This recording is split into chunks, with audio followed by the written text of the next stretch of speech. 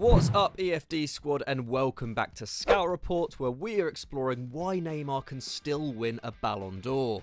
He is once again being linked with a return to Barcelona from PSG for an eye-watering fee in the region of €140 million, but many are sceptical about whether the Blaugrana would be purchasing the world beater that originally lit up the Camp Nou, or a tired force worn thin from his time at the Parc des Princes. Now 28 years old, the Brazilian is in theory entering the final peak years of his career, and it has often been said he will never win football's greatest individual prize if he stays in France.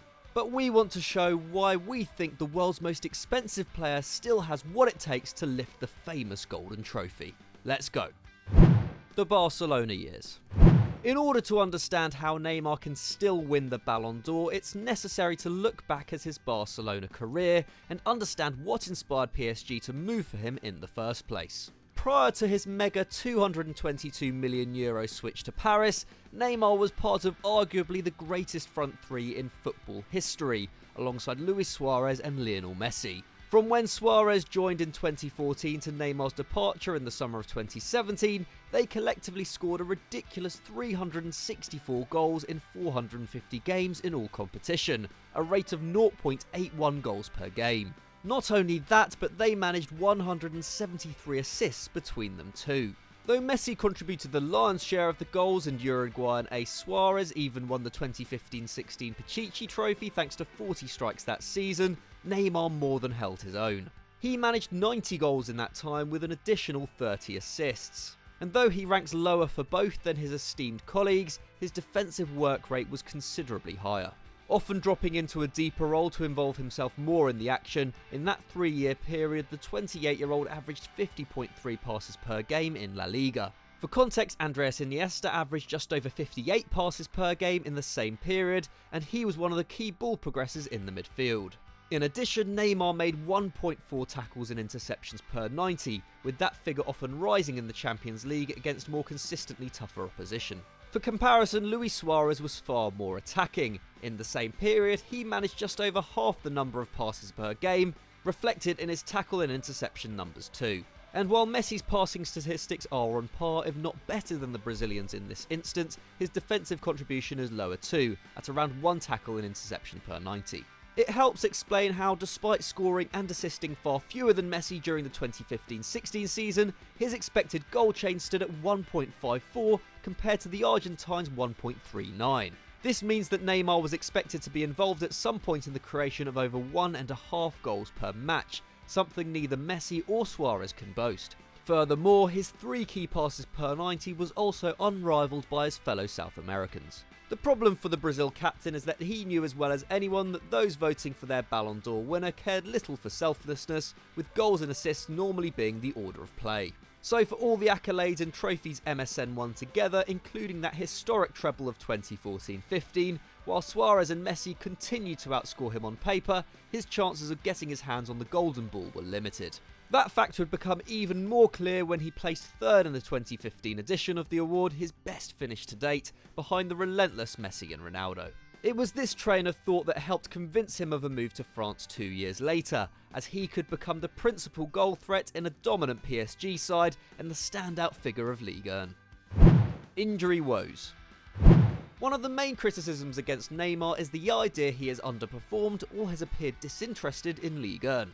That, coupled with various on and off the field antics, has shrouded the attacker in a negative veil, with onlookers frustrated with Neymar the personality overwhelming Neymar the footballer. But a central issue to his struggles to stay in Ballon d'Or contention has been his injury record since arriving in France.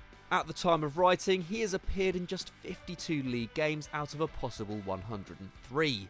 In fact, by October 2019, he had missed exactly half of the 126 games available to him in all competitions. And with just 8 of the 63 games missed being through suspension, it shows an awful long time on the treatment table. It also doesn't help that he is consistently the most fouled player in Ligue 1. This season alone, he has fouled on average 4.2 times per 90, almost an entire foul more than the next highest player, Montpellier's Teji Savanier. He is consistently targeted in the Champions League too. By November 2018, after the opening 4 rounds of the UCL group stages, the former Santos star had been unfairly tackled 20 times. That was 14 more times than Mbappe, 13 more than Ronaldo, and 18 more than Messi.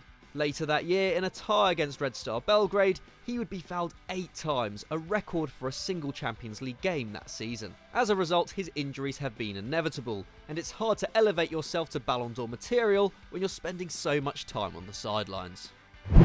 World-class form. The reality, however, is that when he has played, Neymar has been nothing short of exceptional for PSG. Contrary to the idea he is disinterested playing in France, he has shown ability worthy of the most expensive player in the world. In 52 league games, the number 10 has scored 46 goals with an additional 26 assists. That works at just under 1.3 goal involvements per game, which is frankly ridiculous. In his first season alone, he scored 19 in 20 appearances, with a further 13 assists. With scoring becoming his priority, he upped his shots from 3.6 per 90 the previous year to 4.6 in Paris, a career high only beaten this year by his output of 4.75. Not only a more active striker, in France he became more clinical too. In his final La Liga season, he scored from 13 of the 105 shots he took, a conversion rate of 12.4%. This jumped to 20.3% in Paris, finding the back of the net from over a fifth of his 91 efforts. Having failed to match his XG in his final 3 years in Catalonia, he has exceeded it twice in 3 years in Ligue 1, showing how he is fulfilling his attacking potential. What is interesting is that he has managed to add goals to his game without sacrificing too much of the work rate that made him so invaluable at Barcelona. His tackles and interceptions per 90 may have slightly dropped from 1.4 to 1.2 per game, but his average passes per match have actually risen to 61 from 50.3.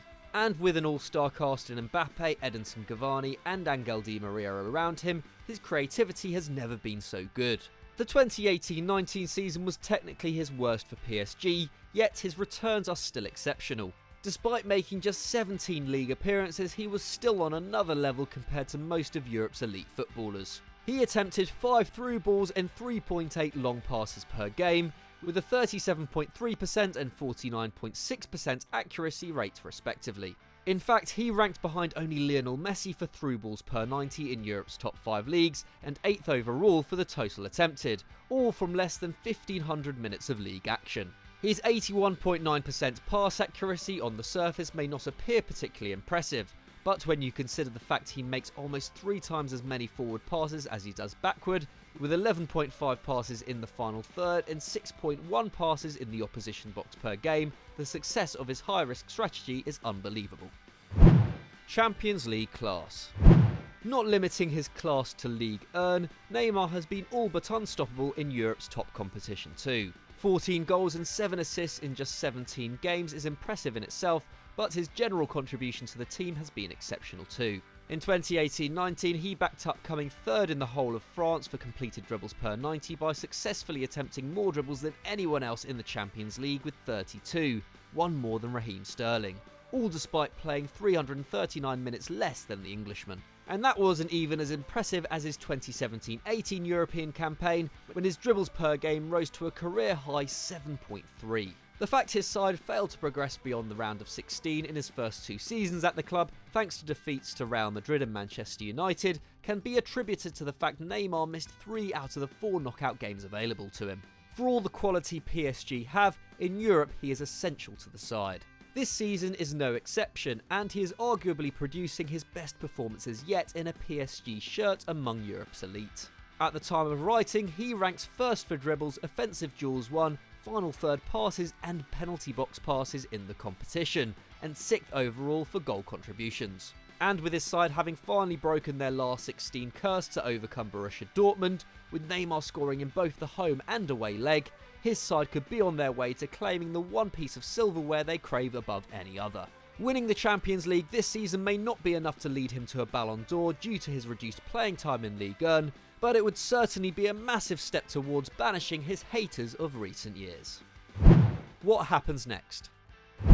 What Neymar does next will be a big indication of whether or not he could finally be named the best player in world football. Should he stay at PSG, a full Ligue 1 season and European success would be a minimal requirement. Not only that, but he would have to outperform Kylian Mbappe, the young French superstar who many believe has usurped the Brazilian as the main man at the Parc des Princes. The World Cup winner came third in the 2018 Ballon d'Or rankings, then sixth last year. Though his international exploits had much to do with his 2018 placing, it does show it is possible to come close to winning the award while playing in France. And Mbappe could well prove to be the next great hurdle Neymar faces in the race for the coveted prize. Ronaldo turned 35 in February, while Messi turns 33 this year, and both players have seen their XG per 90 dip to 0.8 and 0.72 this season.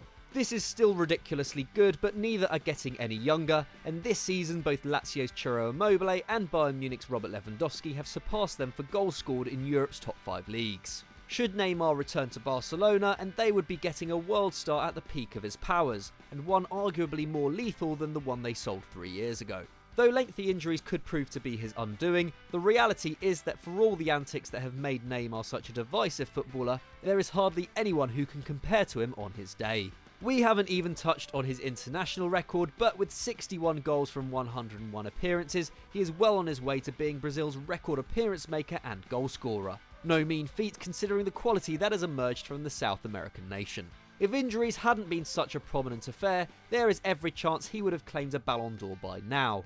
But should he stay fit or return to Barcelona, there is every chance he will win one for real. Like him or not, there are very few footballers quite like Neymar. So that's why we reckon there is every chance Neymar can still win a Ballon d'Or, but what do you reckon? Do you agree or disagree? Let us know in the comments below. As you can imagine, finding new topics to talk about is getting harder in this testing time, so please let us know if you have any suggestions for Scout Reports you want to see in the future as well. And if you enjoyed, don't forget to give us a like and subscribe to the channel. Thanks for watching and see you next time.